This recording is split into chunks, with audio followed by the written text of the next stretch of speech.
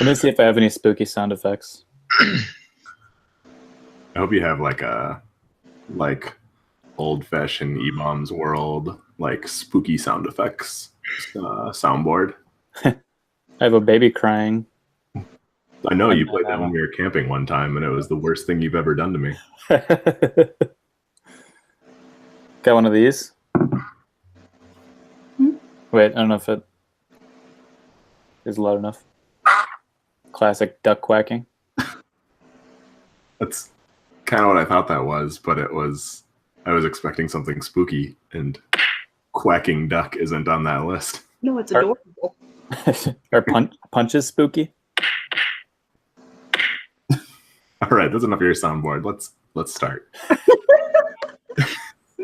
All right. Welcome, everybody, to That's What I Meant, the comedy trivia game show that's sometimes about trivia and sometimes about comedy and sometimes about neither of those things. I am your host, Chris, and with me is our panel of 4 experts. I'll let them introduce themselves, if whoever wants to introduce themselves first. Chris, you forgot sometimes spooky. That's the spookiest sound I could find. I still feel like we're ways from spooky. We're getting slightly closer than the duck, though. It's the best I can do with free apps. Depends. If you've ever heard a duck a lot while you're camping in the middle of the night, that is kind of creepy because they really only quack during the day. Especially if it comes from inside your bed. But the quack was coming from inside his sleeping bag. Dun, dun, dun. I'm Sheila. I'm a witch. I'm Eric. And I'm another Eric. Ooh, Eric's. Not enough witches. All right, well, being that we're in the Halloween season, I've drummed up a couple of Halloween questions for you guys. So we can get right into it. The first one is, do you guys know what people carved for jack-o'-lanterns before they carved pumpkins? It was just people named Jack. Just hollowed them right out. That's the name, obviously. It was an actual lantern of some kind. I don't know. They took their glass lanterns and their diamond knives and they carved them out. Yes. Or like I don't know, just somehow. No, that sounds a lot like 16th century peasant farmers. I'm going to go with rutabaga, I think. Rutabaga? Sticking the root vegetable in. I mean, it's kind of that shape and, the textures. I guess it's more like a cabbage. Yeah. I have to admit, I don't even know how to spell rutabaga. I would say potato, but I think that's too small. Turnips? It is turnips. There you go. Turnip. Yeah, exactly. Yeah. You know what? Okay, this is a rutabaga. Yeah, that's kind of like a turnip, right? And I remember seeing a carved turnip on some article or something. If you look up carved turnip or like jack-o'-lantern turnip, everybody uses the same picture for a turnip jack-o'-lantern online, and it's the most haunting thing I've seen in my entire life. It's absolutely terrifying. Wow, it is literally just that face. Did they ever say why they just went from turnips to pumpkins? Was it just because it was Because they were all tired of carving the same faces. Right. The thing is so small. I can't work with this. No, they did. And it's a reason that, honestly, if you guys give it a second, you might be able to figure it out. I want to see if anybody can hash this one out. half? Because the turnip, these were starving to death, weren't they? So I feel like it has to do with they like putting candles inside of things, and you can't do that with a turnip. can't do it with a turnip. I don't think turnip low either. See a pumpkin spice, and this is where it all began. It is. I'm trying to think of how I can get you guys down the right alley. Let's go with, how much do you guys know about tomatoes and Italian food? They go hand in hand. That's true. They got it from South America, the squash. Would that be in the right area? That's exactly right. Pumpkins didn't exist in Europe, so they needed to come to America and murder millions of people in order to get our pumpkins. It was worth it, I think. I mean, I love the glow. It's It's reasonable. I mean, plus, yeah. Have you guys ever tried a turnip spice latte? Yeah, I'm craving one now, though.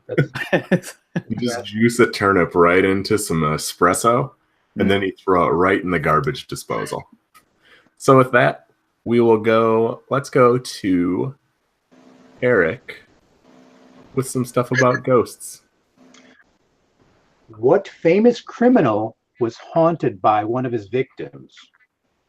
We have 4 choices here. Billy the Kid, Al Capone, Mark David Chapman, or Bill Cosby. I feel like it's I'm gonna go with Bill Cosby. Me too. What do you think, Chris? I'm going to go Al Capone, who was haunted by the ghost of syphilis. I was originally thinking Capone, like as soon as you asked the question, but after the answers, I was thinking Chapman. Well, Capone, that would have been a classic funnel ghost, right? Because cold spots are hot spots, and that he had a constant burning. That's You true. would have wanted the cold spot down in Florida, though. You'd think, at least in like whatever May through. Well, he had a hideout up in northern Wisconsin. That's still there. That whole place is spooky. But it was closed, so. Were we all agreed that it wasn't Billy the Kid because he died too young for a haunting to develop? I just feel like, I don't know, I kind of feel like even regardless of age, that it's like he seems like the one person that was not affected by a whole lot of it. Like, you know, he had to deal with Pat Garrett chasing him. Well, the answer is Al Capone. Oh. Yes. Nice. I got the next question. In China, what ghost festival is celebrated on July 15th?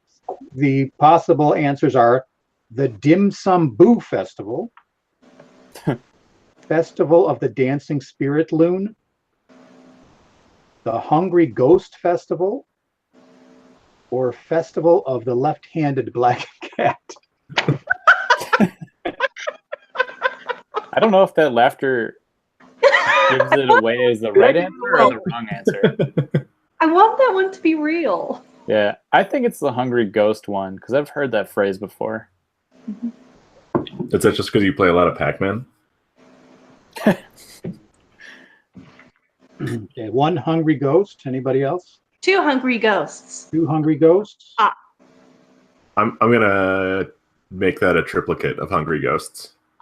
I'll side with this because I feel like Sheila knows this. Correct. The Hungry Ghost Festival. Nice. It's celebrated in China, Taiwan, Malaysia, and Singapore. Okay, what famous athlete says they were saved by a ghost? Was it Tiger Woods, The Fridge, Bjorn Borg, or Dale Earnhardt? I don't think Dale Earnhardt was saved. Yeah, I mean, unless it happened earlier in his career before Oh, that. Like this is I feel like it's also wrong, but I'm gonna go with The Fridge. I'll go with The Fridge as well. All right. I'm gonna go Dale Earnhardt. Dale Earnhardt is correct. What in tarnation? Chris is on a roll. Dale Earnhardt's weekly podcast. It can't be weekly. I don't buy that. Retired NASCAR driver said, "When I wrecked a Corvette in 2004, Wait, so do you mean fire." It's Dale Earnhardt Jr. That is correct. Yes. All right, I have one little ghostly fact left for you. I'll just throw this out there. What state had the deadliest haunted hotel? Till now. Washington State? No. is it oh. I keep wanting to say like Wyoming, but I'm wondering now if it's like South Dakota. Think cactus. Arizona? Yes, Arizona. Huh. According to the Travel Channel, the Jerome Grand Hotel in Jerome, Arizona, known as Ghost City, had an estimated 9,000 people die on the premises. What? I mean, how can it still be a hotel? It's insane. But that doesn't mean they're all ghosts. Well, That apparently just means because they all of that, died it's a there. haunted hotel. Yeah. I don't know how you have 9,000 deaths and like you still have like a license of any kind. I don't They like round the whole city up into the hotel and Yeah, just right. burn it down. I don't know. It's That, the ghosts of asbestos and lead paint that really haunt us. Maybe it was the hotel that maybe From Dusk Till Dawn is based on an actual thing, and that's the hotel for it. So did you have to die on the premises to be still allowed to haunt the hotel, or did they pick and choose? Would you even want to haunt that hotel though? It'd be I so don't know if the crowded. premises, I don't know if it's on a cliff, so that's part of the premises. I don't know. Maybe I they don't know, just at had a certain point, they're probably, after you get like so many thousands of deaths, I think it becomes like, a haunted destination. It's not just about staying there for enjoyment. maybe they just had maybe they were like, this hotel will never fall. They're like the Titanic or something, and then it happened, a dozen times. Alrighty. That's the end of the ghost facts. Thank you for those. So let's go. Do you guys know what guising is the origin of? Is it the opposite of disguising something? It is Where you're just like dressing something up to look exactly like what it is? like this is a cactus, but I put it in a green hoodie with spikes on it. Bingo. Exactly. Yeah. Huh. Wait, really? No. Oh. This is Why a- would there even be a word for that? This is a Halloween tradition. Guys, Oh, is it? Nice. I was thinking hiding, but is it like not hiding. I don't know, trick or treating or something? That is exactly right. The same basis as trick or treating. There is a hose lane in Piscataway. On Halloween, it has more tricks than treats. Hold on to that one for you. Oh yeah, I wrote it down as soon as I saw that. I was like, oh my gosh. That felt pretty good. Warmed my heart. Yeah. How about some of those witches, Ian? Okay. Well, let's start with three facts. 2 are true and 1 is fake, and you guys got to guess which one is fake. Okay. So, number 1, despite the stereotypes about burning witches at the stake, no convicted witches were actually burned at the stake in North America at any time in history. Number 2, the Catholic Church has never gone on record confirming that witches or witchcraft exist. And number 3, the ingredients that go into potions, things like an eye of newt or cat's paw, blah blah blah, were code names given to actual plants and herbs and not the animal parts. Because back in the day, there weren't just there weren't just bad witches. There were also good witches. And they made potions, which were just herbal medicinal drinks that they would sell to people. And they didn't want people to know what the recipe was, so they would make up code names for the ingredients that went into it to keep their proprietary secrets a secret. Pretty sure So- that one is true. It was really long compared to the other two, so yeah. Yeah, that I'd say the steak one. There's too I- much culture that it didn't at least happen once. I think the first one is also untrue because I feel like the Catholic Church not acknowledging something is right up their alley. witches were drowned instead of burned. I mean, I think 2 is false. Well, I'll stick with one being false, though. so 1 is actually correct. It turns out that there may have been people who were thought to be witches that were burned at the stake, but I said convicted of witchcraft, meaning held at some kind of trial, convicted by a jury, blah, blah, blah. None of them were actually burned. They were all hanged. There might have been one who was drowned, but otherwise North America, the way to get rid of a witch was to hang them. What else? Oh, witches don't celebrate Halloween. It's kind of like a notable day for them to maybe remember people who have passed away, but they have no real recognition of it as a holiday. That parlays perfectly into one of my trivia questions, Oh. Lay it on us. which is, what was the pagan holiday that Halloween was created to replace? I know it's not Saturnalia because that's Christmas. No, Is it Festivus? no, it is not Festivus. Was it? Oh no, that doesn't make sense. Maybe replacing a satanic ritual? It was not satanic. Was it National Broomstick Day? I wish. Some like fall festival, like not Oktoberfest, but something like Applefest. harvesting. It was a big harvest festival. If you guys don't know the name of it, you will probably never ever. Oh. No, I won't. Kerndindel Fest. It's a good guess, but no. Durndal Fest. Anybody else have a Is guess it- on it? Pumpkin Spice Latvius? No, that's a country in Eastern Europe. Oh, yeah. Pumpkin Spice Latvia. So the holiday was, and it took me a long time to figure out how to say this because it is spelled completely different and nobody seems to agree. It was Samhain, which is naturally spelled Samhain. Was it Irish? Yep. It was Celtic. Oh, Yeah. no, that wasn't going to be my thing. You just say the way it's spelled, like immediately my thought went to, oh, it doesn't make any sense. Probably Gaelic. That was going to be my question, but I'll add in a little fun fact for that. They have a traditional food called Bran Brack, and it's Irish fruitcake that'll contain things like coins, buttons, or rings for fortune telling. So if you get a ring, that meant marriage, where coins meant like you're going to have good wealth for the upcoming year. I found that. Did you see? I could use both of those things.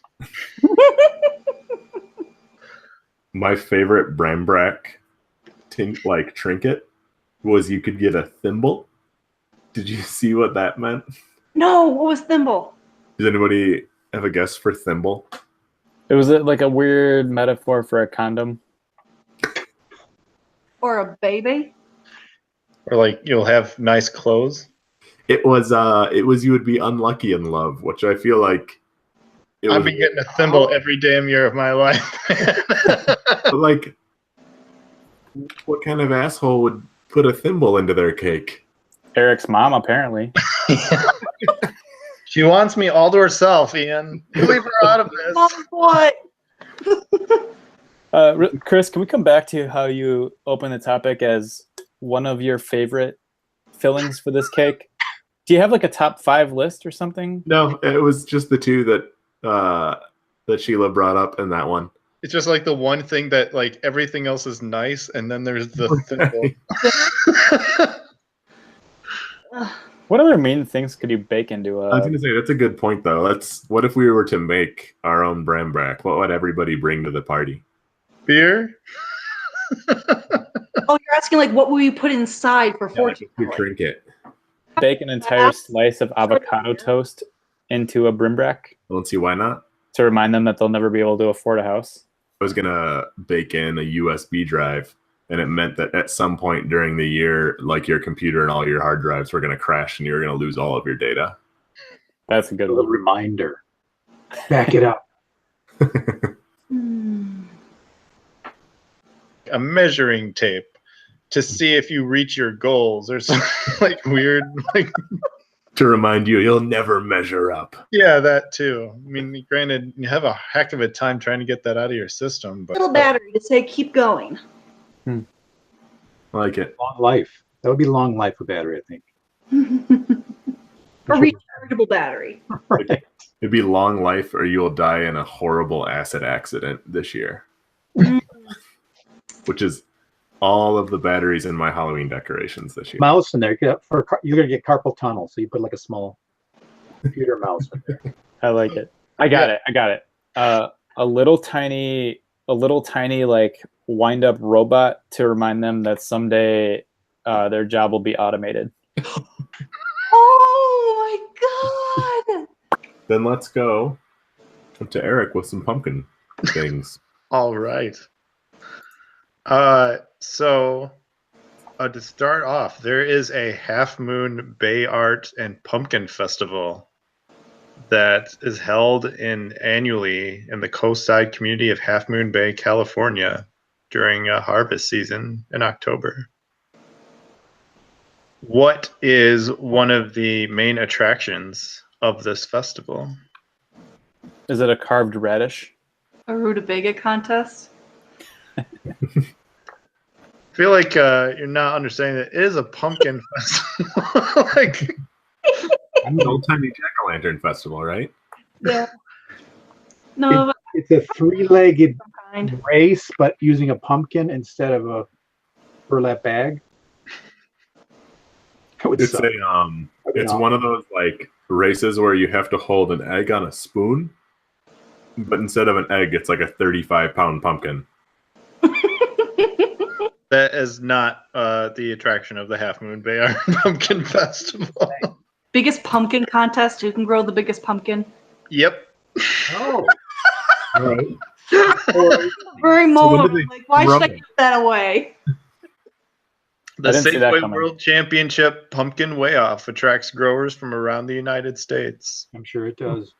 And well, they also have a great pumpkin parade that features the Weigh-Off champion pumpkin, along with classic cars and marching bands and other normal parades. Doesn't that seem like kind of wrong though? Because like the bigger the pumpkin gets, the heavier the item you have to transport to the festival. Well, I mean, Kind of like counterintuitive. really, the bigger problem is putting a sash on it and expecting it to wave. But It's already got enough body image issues as it is. yeah, everybody's just staring at it. Look at that giant pumpkin. Never takes care of itself. I don't know.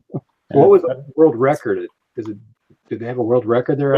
Wait. Price is Right rules. Let's all take a guess.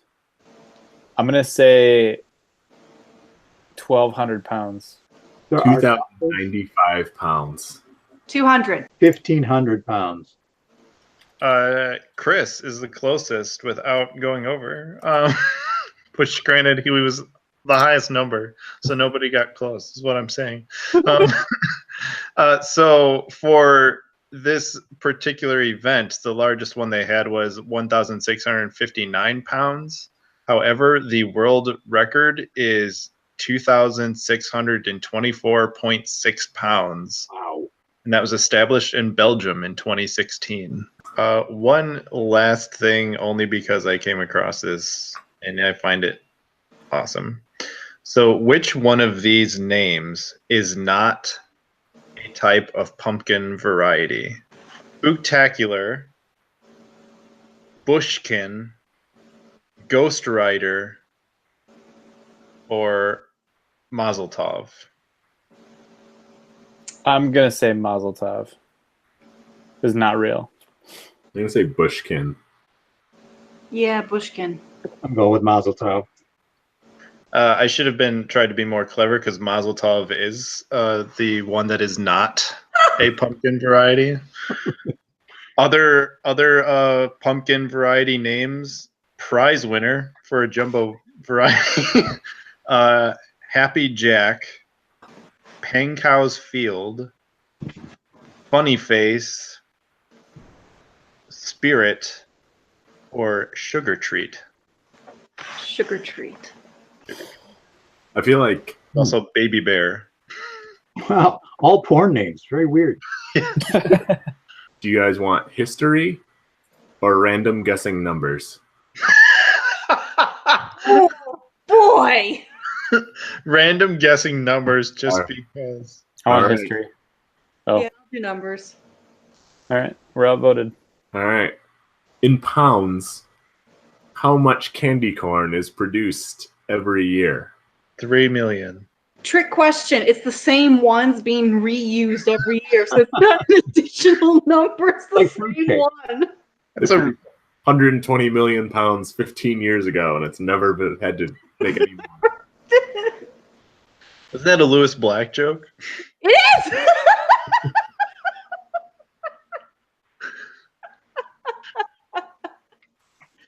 Oh, you got my reference.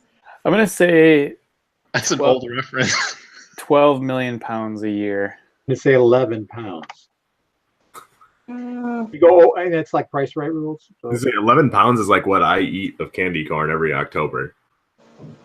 I'm gonna go with 3 million pounds. I don't think it's that much anymore. I don't think it's that. I think it's like maybe 500,000 pounds. 500,000. All of you guys combined fall like They're like 100 million pounds. 17 million pounds short. Get out of here! It is Come on! 35 million pounds of candy corn produced every year. No way! I can give you one thing, and then we can all head out for the night. Give That us your works. best thing. Yeah, great. You know all different types of Halloween stuff around the world, and you probably know about De los Muertos. I probably butchered that. De Dios los Muertos, the Day of the Dead for Mexico. Mm-hmm. There are two different holidays. There's ones where the children come in, and there's ones where the adults come in to visit from the other side. And it's typical in them to have in-home altars full of offerings. Can you guys list any of those offerings? Well, it's Mexico, so I'm gonna go ahead and say Coca-Cola is one. Peppers. Peppers. I gotta go with tortillas. Yeah, that's the one. Is tequila on the list for the adults? Yeah, that's usually something. The most popular ones they tend to do are, they don't say Coca-Cola, but they say like soda, hot chocolate, water, stacks of tortillas. Now, can you name something, maybe not quite a food, but something else they might leave out for family members? Ooh, for the kids, copies of Fortnite. Shoes. Shoes. Well, for Rapas? toys. Little Oh, toys yeah. for adults, cigarettes, alcohol, so tequila. Stuff like Thimbles? And also things like turkey and fruit. Like they have full meals, and a lot of different cultures, while not Day of the Dead or Halloween related, are very popular to leave offerings for the dead when they come to visit, like in Taiwanese and Chinese culture. When they want the dead to leave, do they put out fruitcake With thimbles, all thimbles. and pumpkin spice lattes? Is it now? I'm sure sometimes this stuff doesn't get eaten by the dead.